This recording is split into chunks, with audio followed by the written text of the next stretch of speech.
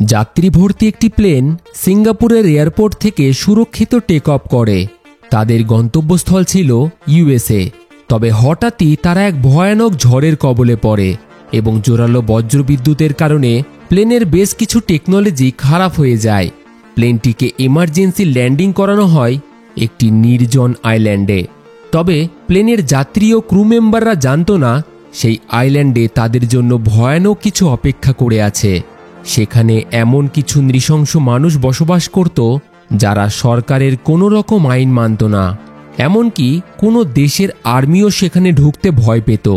তো এই ভয়ানক আইল্যান্ড থেকে তারা কি বেঁচে ফিরতে পারবে? জানতে হলে দেখতে থাকুন আমাদের আজকের এই গল্প। বলছিলাম 2023 সালে মুক্তি পাওয়া এক অ্যাকশন থ্রিলার মুভি প্লেনের কথা। সিঙ্গাপুরের একটি এয়ারপোর্ট, যেখানে আমরা ক্যাপ্টেন ব্র্যাডি টরেন্সকে দেখি। তিনি খুবই তাড়াহুড়োর মধ্যে তার মেয়ের সাথে কথা বলতে বলতে এয়ারপোর্টের দিকে আসছিলেন, কারণ আজ তাদের ফ্লাইট আমেরিকার উদ্দেশ্যে রওনা দেবে। তার মেয়ে সেখানেই থাকে, তবে কাজের সূত্রে খুব ব্যস্ত থাকায় সময়ের অভাবে মেয়ের সাথে খুব একটা সময় কাটানো হয় না তার। কিন্তু আজ তিনি ছুটি নিয়েছেন। এই ফ্লাইট আমেরিকায় পৌঁছানোর পর তিনি তার মেয়ের সাথে দেখা করবেন। এর জন্য টরেন্স খুবই খুশি। প্লেনে উঠে তার সাথে তার ভাইস ক্যাপ্টেন ড্যালের পরিচয় হয়। কিছুক্ষণ পর এরোপ্লেন কোম্পানির আবহাওয়া দপ্তরের হেড ক্যাপ্টেনকে জানায় আজ তারা খুবই খারাপ আবহাওয়ার মধ্যে দিয়ে যাত্রা করবে। দক্ষিণ চীন সাগরের উপরে আবহাওয়া খারাপ হওয়ার সম্ভাবনা আছে। এটা শুনে ক্যাপ্টেন প্লেনটিকে অন্য একটি পথ দিয়ে নিয়ে যাওয়ার কথা বলেন। তবে কোম্পানি থেকে সরাসরি মানা করে দেওয়া হয়, কারণ এতে আরও 18,000 লিটার তেল বেশি লাগবে। তাছাড়াও আজকের ফ্লাইটে যাত্রী সংখ্যা অনেক কম, মাত্র 14 জন। তাই কোম্পানি খুবই অল্প খরচে প্লেনটিকে আমেরিকা পর্যন্ত পৌঁছে দিতে চায়। এতে কোম্পানিরই লাভ। তো যাই হোক, কিছুক্ষণ পর ক্যাপ্টেনকে আরও জানানো হয় তাদের ফ্লাইটে লুইস নামের একজন খুনি অপরাধীও যাত্রা করবে। তবে তার সাথে একজন পুলিশ অফিসার সবসময়ই থাকবে। সেই পুলিশ অফিসার ক্যাপ্টেনকে তাদের একেবারে পিছনে সিট দেওয়ার কথা বলেন, যাতে সাধারণ যাত্রীদের থেকে তারা আলাদা থাকে। ক্যাপ্টেন তার কথা মতো তাদেরকে একেবারে পিছনে সিট দেয় এবং সকল যাত্রীদের তাদের নিজ নিজ সিট বুঝিয়ে দিয়ে প্লেনের প্রত্যেক ক্রু মেম্বারদের ওই অপরাধীর থেকে দূরত্ব বজায় রাখতে বলেন, কারণ তিনি তার যাত্রীদের সুরক্ষা নিয়ে কোনো রকম সমস্যায় পড়তে চাইছিলেন না। সমস্ত কিছু শেষ হলে তারা টেক অফ করার জন্য তৈরি হয়ে যায় এবং প্লেনটি ধীরে ধীরে সিঙ্গাপুর থেকে টেক অফ করে। যাত্রা তাদের খুবই সুন্দরভাবে শুরু হয়। ভাইস ক্যাপ্টেন ড্যালে টরেন্সকে তার পরিবারের ছবি দেখায়। টরেন্সও তাকে তার মেয়ের ছবি দেখায়। তার মেয়ে ছাড়া এই পৃথিবীতে আর কেউই নেই তার। টরেন্সের স্ত্রী অনেক বছর আগেই মারা গেছেন, তবে সে কোনোদিনই তার মেয়েকে মায়ের ভালোবাসা বুঝতে দেয়নি। এইভাবেই তাদের একে অপরের সাথে নানান কথার মাধ্যমে প্লেনটি এগিয়ে যায়। সময়টা ছিল নিউ ইয়ারের। সকল যাত্রীরাও প্লেনে বেশ খুশিতেই সময় কাটাচ্ছিল। তবে হঠাৎই তাদের প্লেন দুলতে শুরু করে। এর মানে তারা দক্ষিণ চীন সাগরের উপরে পৌঁছে গেছে। জোরে জোরে মেঘের গর্জন ও হাওয়ার গতিতে তাদের প্লেনটির দোলার পরিমাণ আরও বেড়ে যায়, যা যাত্রীদের মধ্যে ভয়ের সৃষ্টি করে। টরেন্স যাত্রীদের শান্ত করার জন্য ককপিট থেকে বেরিয়ে আসে, কিন্তু তখনই তাদের প্লেনে এক জোরালো বজ্রপাত হয়, যার ফলে টরেন্সের মাথায় আঘাতও লাগে। যাত্রীদের দেখার পর কোনো মতে তিনি ককপিটে ফিরে আসে। তবে প্লেনের অনেক কিছুই বজ্রপাতের কারণে খারাপ হয়ে যায়। কন্ট্রোল সেন্টারের সাথে তাদের যোগাযোগও বিচ্ছিন্ন হয়। কোনো রকম উত্তর তারা আর পায় না। সিস্টেম ফেলিয়ারের কারণে বর্তমানে তাদের প্লেনের ব্যাটারির সাহায্যে তারা ভেসে রয়েছে। এবার যেভাবেই হোক তাদেরকে এমার্জেন্সি ল্যান্ডিং করতেই হবে। তবে অত্যাধিক কালো মেঘ তাদেরকে আরও অসুবিধার মধ্যে ফেলে দেয়। বর্তমানে তারা কোথায় আছে বা আদেও আশেপাশে কোথাও ল্যান্ডিং করা যাবে কিনা সেটা তারা কালো মেঘের কারণে দেখতেই পায় না, যার ফলে তারা তাদের প্লেনের স্পিড এবং সময়ের ক্যালকুলেশন করে মোটামুটি একটা ধারণা করতে পারে এখন তারা কোথায় আছে। ক্যাপ্টেন প্লেনটিকে একেবারে নিচের দিকে নিয়ে যায়। তবে এরই মধ্যে ওই পুলিশ অফিসার তার সিট বেল্ট খুলে ফেলাতেই প্লেনটি দ্রুত গতিতে নিচের দিকে নামার কারণে প্লেনের ছাদের সাথে সজোরে ধাক্কায় সে মারা যায়। অনেকটা নিচে নামার পরেও ক্যাপ্টেন শুধু সমুদ্রে জল ছাড়া আর কিছুই দেখতে পায় না। তাই তারা জলের উপরেই ল্যান্ড করার সিদ্ধান্ত নেয়। কিন্তু তাদের সকলের বাঁচার সম্ভাবনা ছিল অনেকটাই কম, কারণ জলের ঢেউ ছিল খুবই জোরালো। তখনই ক্যাপ্টেন কিছুটা দূরেই একটি আইল্যান্ড দেখতে পায়। তারা জানে না লোকেশনটি কোথায়, তবে বাঁচতে হলে এখানেই তাদের ল্যান্ডিং করতে হবে। কোনো মতে সে প্লেনটিকে আইল্যান্ডের দিকে নিয়ে যায় এবং ক্র্যাশ ল্যান্ডিং হওয়ার আগেই আইল্যান্ডের একটি রাস্তায় খুবই সাবধানতার সাথে সুরক্ষিত প্লেনটিকে ল্যান্ড করায়। তবে ইঞ্জিনের অত্যাধিক হিট তখনও প্লেনটিকে ধ্বংস করতে পারত। তাই সকল আতঙ্কিত যাত্রীদের দ্রুত প্লেন থেকে নিচে নামিয়ে দেওয়া হয়। এই দুর্ঘটনায় 2 জন মারা যায়। একজন হলো সেই পুলিশ অফিসার এবং অন্যজন হলো প্লেনেরই একজন ক্রু মেম্বার।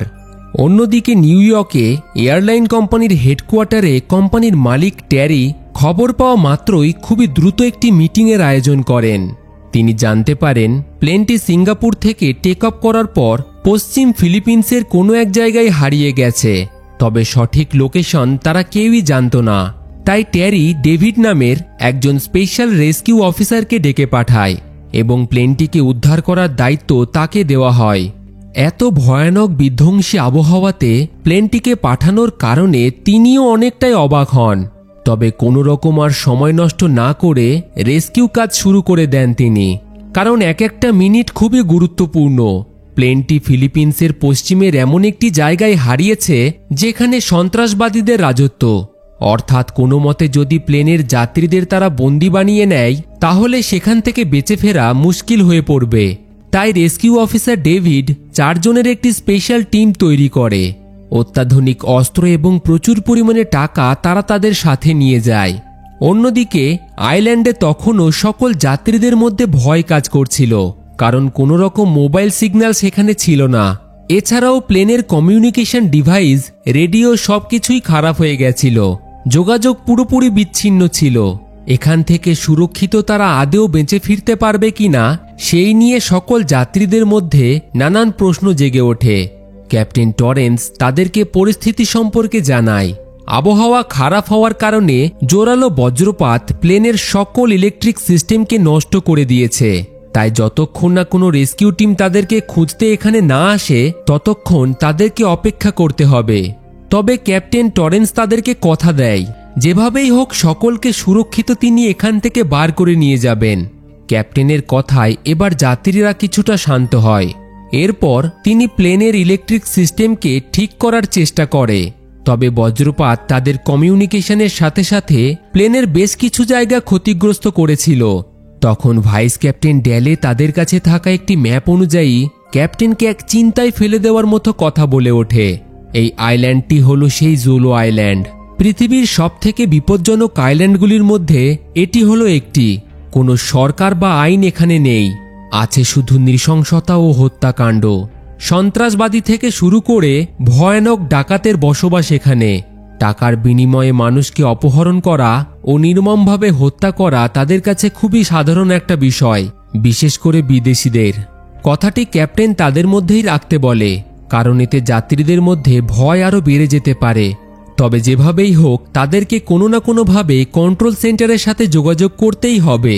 তাই ক্যাপ্টেন জঙ্গলের একটি বস্তির দিকে যাওয়ার সিদ্ধান্ত নেয়, যেটা কাল রাতে প্লেনটিকে আইল্যান্ডে ল্যান্ড করানোর সময় তিনি উপর থেকে দেখেছিলেন। সেই বস্তি থেকে হয়তো তারা কোনো রকম সাহায্য পেতে পারে। তবে ক্যাপ্টেন একা নয়, ওই অপরাধী লুইসকে তার সাথে নিয়ে যাওয়ার কথা বলে, কারণ পুলিশের মৃতদেহটিকে প্লেন থেকে নামানোর সময় সে পুলিশের কাছে থাকা লুইসের জিনিসপত্র দেখে জানতে পেরেছে সে একজন এক্স কমান্ডো। তাই বেঁচে থাকার নানান রকম কৌশল সে জানে।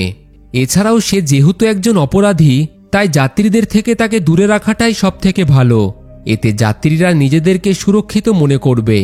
এই ভেবে ক্যাপ্টেন তার হাতকড়াটি খুলে দিয়ে তাকে তার সাথে নিয়ে চলে যায়। অন্যদিকে ড্যালের কথাই ঠিক হয়। এই আইল্যান্ডটি হলো সেই জোলো আইল্যান্ড। একটি প্লেন যে কাল রাতে আইল্যান্ডে ইমার্জেন্সি ল্যান্ডিং করেছে এই খবর সন্ত্রাসবাদীদের প্রধান দাতুর কাছে পৌঁছে যায়। ওদিকে নিউ ইয়র্ক কন্ট্রোল সেন্টারে তখনও প্লেনটিকে খোঁজার কাজ চলছে। পরিকল্পনা মতো যতক্ষণ না তারা প্লেনের সঠিক লোকেশন খুঁজে না পায় ততক্ষণ কমান্ডোদের পশ্চিম ফিলিপিন্সের আশেপাশেই ঘোরাফেরা করতে বলা হয়। তো যাই হোক, আইল্যান্ড থেকে বেরোনোর সকল রকম চেষ্টা তারা করতে থাকে। ভাইস ক্যাপ্টেন ড্যালে প্লেনটিকে ঠিক করার চেষ্টা করতে করতে সৌভাগ্যবশত প্লেনের কম্পিউটার সিস্টেমটিকে ঠিক করে ফেলে। তবে তখনও প্লেনে অনেক টেকনিক্যাল সমস্যা ছিল, অর্থাৎ প্লেনটিকে নিয়ে বেশি দূর যাওয়া সম্ভবই ছিল না। তাই যে কোনোভাবেই তাদের রেস্কিউ টিমের দরকার ছিল। ক্যাপ্টেন টরেন্স জঙ্গলের মধ্যে দিয়ে সাহায্যের আশায় সামনের দিকে এগিয়ে যায়। তবে কিছুটা দূর যেতেই পিছন ফিরে তাকাতেই সে দেখে লুইস পালিয়ে গেছে। কিন্তু ক্যাপ্টেন জানতো এই জঙ্গলে একা বেঁচে থাকা ঠিক কতটা কঠিন। তাই খুব একটা গুরুত্ব না দিয়ে সে সামনের দিকে এগিয়ে যায়। জঙ্গলের অনেকটা ভিতরে আসার পর ক্যাপ্টেন একটি পুরনো বাড়ি দেখতে পায়। দেওয়ালে বন্দুকের গুলির দাগ এবং নিচে প্রচুর পরিমাণে গুলি পড়ে থাকতে দেখে সে। ক্যাপ্টেন সতর্ক হয়ে ভিতরে প্রবেশ করে, তবে পুরো জায়গাটি নিষিদ্ধ এবং ফাঁকা ছিল। তখনই ক্যাপ্টেনের নজর দেওয়ালে থাকা একটি টেলিফোনের উপর যায়। টেলিফোনটি খারাপ ছিল, তবে কোনো মতে টেলিফোনটিকে ঠিক করে তিনি কোম্পানির হেল্পলাইন নম্বরে কল করে। ক্যাপ্টেন তাদের বর্তমান পরিস্থিতি ও তাদের সঠিক লোকেশন সম্পর্কে জানায়। তবে ফোনে থাকা ব্যক্তি এটি একটি প্র্যাঙ্ক কল মনে করে, কারণ সকাল থেকেই কোম্পানির হেল্পলাইনে এইভাবেই ফোন করে সকলেই তাদের সাথে মজা করছে। তাই ফোনটিকে সে কেটে দেয়। তখন টরেন্স আর কোনো উপায় না পেয়ে তার মেয়েকে ফোন করে এবং সমস্ত বিষয়টা ভালোভাবে বুঝিয়ে এই খবর দ্রুত এয়ারলাইন কোম্পানির কাছে পৌঁছে দিতে বলেন। কথা চলাকালীন হঠাৎই পিছন দিক থেকে একজন তার উপর আক্রমণ করে। দুইজনের মধ্যে হাতাহাতি লেগে যায়। বেশ কিছুক্ষণ লড়াই চলার পর কোনো রকমে টরেন্স তাকে অজ্ঞান করে দেয়। কিন্তু তখনই দুটি গুলির আওয়াজের সাথে একজন ব্যক্তি তার দিকে এগিয়ে আসে। টরেন্স টেবিলের আড়ালে লুকিয়ে পড়ে, তবে সেটি আর কেউ নয়, লুইস। বাইরে দুইজন সন্ত্রাসীকে মেরে সে ক্যাপ্টেনকে বাঁচানোর জন্য এখানে এসেছে, কারণ সে পালাবেই বা কোথায়? এই আইল্যান্ডের চারিদিকে জল এবং জঙ্গলে ভর্তি, পদে পদে মৃত্যুর ভয়। লুইস ক্যাপ্টেনের সুরক্ষার জন্য তাকে একটি বন্দুক দেয় এবং কিছুটা জল খেতে বলে। নিজেকে সামলিয়ে টরেন্স সিঁড়ি দিয়ে নিচে নেমে আসে এবং অদ্ভুত একটা জিনিস দেখে। একটি ঘরে রয়েছে ভিডিও ক্যামেরা এবং সামনে রক্তের দাগ, এছাড়াও নানান দেশের পাসপোর্ট। সেখানে থাকা ক্যামেরাতে রেকর্ড করা ভিডিও দেখাতেই তারা অবাক হয়ে যায়। নানান দেশের নাগরিকদের এই সন্ত্রাসীরা আইল্যান্ডে আটক করে রাখে। টাকার বিনিময়ে তারা তাদের ছাড়ে, নইলে প্রত্যেককে নৃশংসভাবে হত্যা করা হয়। ব্যাপারটি জানাতেই টরেন্স এবং লুইস বাইরে থাকা একটি গাড়ি নিয়ে দ্রুত তাদের প্লেনের দিকে যেতে শুরু করে, কারণ এখন তাদের যাত্রীদের প্রাণ আশঙ্কা রয়েছে। অন্যদিকে সকল যাত্রীদের হতাশ হয়ে বসে থাকতে দেখা যায়। তখনই গাড়ির আওয়াজ শুনতে পেয়ে তারা খুশি হয়ে যায়। তবে সেই গাড়িগুলি ছিল সন্ত্রাসবাদীদের। অত্যাধুনিক অস্ত্র এবং মেশিনগান নিয়ে তারা গাড়ি থেকে নেমে আসে। যাত্রীদের ভয় দেখানোর জন্য কয়েক রাউন্ড তারা আকাশে ফায়ার করে। সকলেই বুঝে যায় তারা খুবই বিপদের মধ্যে পড়ে গেছে এবং এরা তাদেরকে অপহরণ করার জন্য এখানে এসেছে। গুলির আওয়াজ টরেন্স এবং লুইসের কানেও আসে, তাই তারা গাড়িটিকে জঙ্গলে রেখে ধীরে ধীরে প্লেনের দিকে এগোতে থাকে। সন্ত্রাসবাদীরা তাদেরকে গান পয়েন্টে রেখে প্লেনের ক্যাপ্টেন এবং সকল যাত্রীদের লিস্ট চায়। বাধ্য হয়েই তাদেরকে লিস্ট দিতে হয়। সন্ত্রাসীরা বুঝতে পারে প্লেনের ক্যাপ্টেন মানে টরেন্স এখানে উপস্থিত নেই, তাই তারা ড্যালেকে বন্দুক দেখিয়ে ক্যাপ্টেন সম্পর্কে জিজ্ঞাসা করে। এদিকে এই সকল কিছু আড়াল থেকে টরেন্স ও লুইস লক্ষ্য করছিল। যাত্রীদের বিপদে দেখে টরেন্স তাদেরকে বাঁচানোর জন্য যেতে চায়, তবে লুইস তাকে কোনো রকমে শান্ত করে, কারণ সেখানে যাওয়া মানে মৃত্যুকে ডেকে আনা। এরই মধ্যে একজন মহিলা যাত্রী ভয়ে সেখান থেকে পালাতে গেলে সন্ত্রাসীরা তাকে সরাসরি গুলি করে হত্যা করে দেয় এবং তার বয়ফ্রেন্ডের গলাটিকে ধর থেকে আলাদা করে দেয়। দূর থেকে এই সকল কিছু দেখা ছাড়া টরেন্স ও লুইসের আর কিছুই করার ছিল না।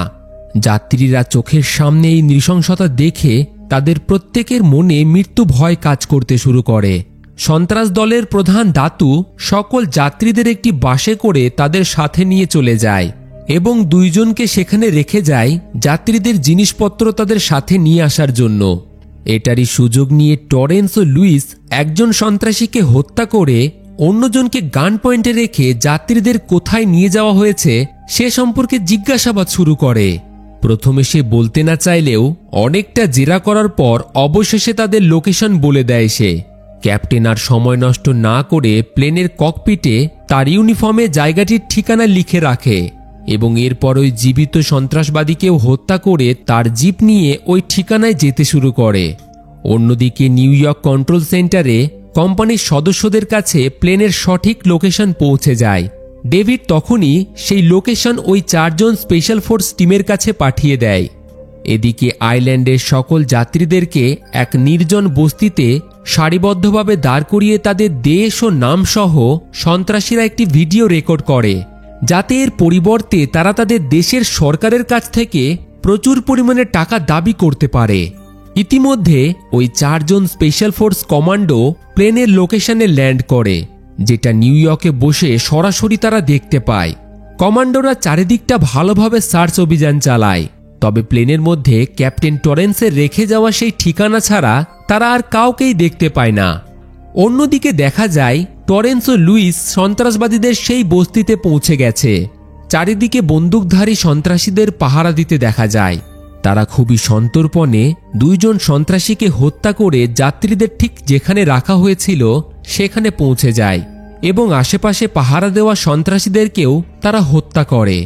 ক্যাপ্টেন তার সকল যাত্রীদের জানিয়ে দেয় তাদের আবার প্লেনের কাছে ফিরে যেতে হবে, কারণ কিছুক্ষণের মধ্যেই রেস্কিউ টিম সেখানে এসে পৌঁছাবে। এই বলে ক্যাপ্টেন সকল যাত্রীদেরকেই বাসে উঠে পড়তে বলে।